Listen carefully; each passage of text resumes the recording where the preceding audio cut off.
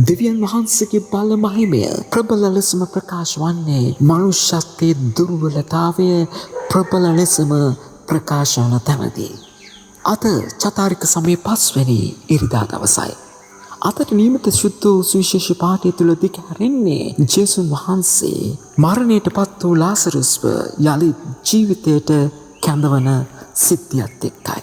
අපි ගිය සතියේ සුද්ධ සුවිශේෂ දිසා බැලුවම අපි දකිනවා ජේසුස් වහන්සේ කියනවා මේ ජාත්‍යන්ත පුද්ගලයා සම්බන්ධයෙන් ඒ පුද්ගලයා උපතින්ම අන්ධයෙක් ලෙස ඉපදුනේ කාගේවත් පාපයක් හින්දා නෙමෙයි. නමුත් දෙවියන් වහන්සේගේ එහෙමත් නැත්නම් දේවත්වයේ බලය ප්‍රකාශ වන තැනන් වහන්සේගේ ප්‍රබලත්වය ලෝකයට කියා පාන්නටයි. අදත් ඒ කතාව තුළ දිගහැරෙනවා එහාගේ දෙයක්. මොකද ජේසුස් වහන්සේ ඉදිරියේ ලාසරුස්ගේ සහෝදරිය කියනවා ස්වාමීනි මාගේ සහෝදරයා ඊ타ත්ම බරපතල තත්ත්වයක ඉන්නේ. ඒක ජේසුස් වහන්සේ කියනවා මේ රෝගී තත්ත්වය ඌව මරණය දක්වා ගෙනියන්නේ නැහැ. අනිත් එක මේ දේ සිද්ධ වෙන්නේ දෙවියන් වහන්සේගේ ප්‍රබලත්වය ප්‍රකාශ වෙන්න ඕන නිසායි කියලා. මොකක්ද දෙවියන්ගේ ප්‍රබලත්වය ප්‍රකාශ කරන තැන මේ වෙනකන් මිනිස්සු දැකලා තිබුණා ජේසුස් වහන්සේ රෝගීන්ව සුව කරනවා. ඒක ගොඩක් වෙලාවට සමහරවිට වෛද්‍යවරුත් කරනවානේ ඕක. ඒක නිසා සමහරවිට මිනිස්සුන්ට මේක මහ ලොකු දෙයක් උනේ නැහැ. නමුත් ජේසුස් වහන්සේ සුව කිරීම මිනිස්සු දැකලා ඒ ප්‍රබලත්වය පිළිගත්තා. නමුත් අද ජේසුස් වහන්සේ මනුෂ්‍යගේ දුර්වල තැනටම පහර දීලා අපිට ප්‍රකාශ කරනවා දෙවියන් වහන්සේගේ බලය උන්වහන්සේ තුල තිබෙනවා. උන්වහන්සේ දෙවියන් වහන්සේ වෙතින් පැමිණි තැනන් වහන්සේ කියලා. මක් නිසාද? කිසිම කෙනෙකුට සුව කළ නොහැකි යලි ජීවිතෙන්න බැරි මරණයට පත්වෙච්ච පුද්ගලයෙකු දවස් 4කට පස්සේ නැගිටීමේ සිද්ධිය තුලයි. එතකොට අපි ගිය සතියේදී දැක්කා ඒ සුවවිච්ච අන්ධයා කියනවා අපි කවදද අහලා තියෙන්නේ උපතින්ම අන්ධ වෙච්ච පුද්ගලයෙක් ඇස් දෙක අරිනවා යලි යම්කිසි ආකාරයකින් පෙනීම ලබනවා කවුද අහලා තියෙන්නේ? ඒ දේ කරන්නට නම් ඒ පුද්ගලයා අනිවාර්යයෙන්ම ධානාංශගේ බලයෙන් ආට්‍ය වෙච්ච පුද්ගලයෙක් වෙන්නට ඕනේ.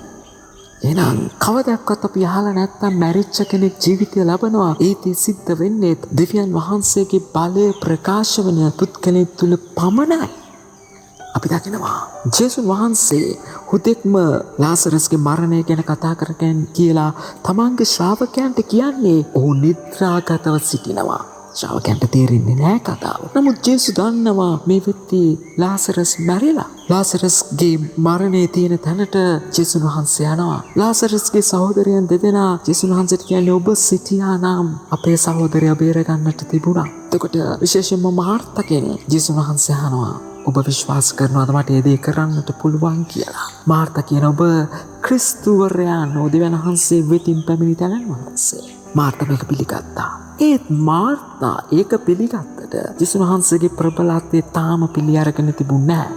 ඒකයි මාර්තා ජේසුස් වහන්සේ සෝහන්ගේ ළඟට යද්දි කියන්නේ ස්වාමීනි මාගේ සහෝදරයා නැතිලා දවස් 4ක් දුර්ගන්ධ එන්නට පුළුවන්. නමුත් ජේසුස් වහන්සේ අපිට ප්‍රකාශ කරනවා අපේ තැනත් ඔතනයි. සමහර වෙලාවට අපි ජේසුස් වහන්සේ විශ්වාස කළාට දෙනාංශගේ පුත්‍රයා කියලා විශ්වාස කරාට අපේ ජීවිතවල දුර්වලම තැන්වලදී අපි ලෑස්ති නෑ ජේසුස් වහන්සේට ඊට වැඩි ප්‍රබල දෙයක් කරන්න පුළුවන් කියලා අපේ ජීවිතවල ලාසරස්ව නැගිට්ටුවා වගේ ජේසුස් වහන්සේ දෙයක් කරලා පෙන්නනවා. ජේසුස් වහන්සේ තමන්ට ආදරය කරන අය වෙනුවෙන් ඕනෑම වෙලාවක නැගී සිටිනවා. ඒක අපි තේරුම් ගන්නට ඕනේ. ජේසුස් වහන්සේගේ ජීවිතයට මරණ තාක්ෂණ තියෙද්දී උන්වහන්සේ මේ පුද්ගලයා වෙනුවෙන් නැගී සිටින්නේ අපේ ජීවිතවල. ස්වාමීන් වහන්සේ අපිට ආදරේ අවශ්‍ය වෙන්නේ ඒ විශ්වාසය, ප්‍රබල විශ්වාසය. දෙවියන්වහන්සේ තුල ජේසුස් වහන්සේට ඕනෑම දෙයක් කරන්නට පුළුවන් කියන විශ්වාසය පමණයි.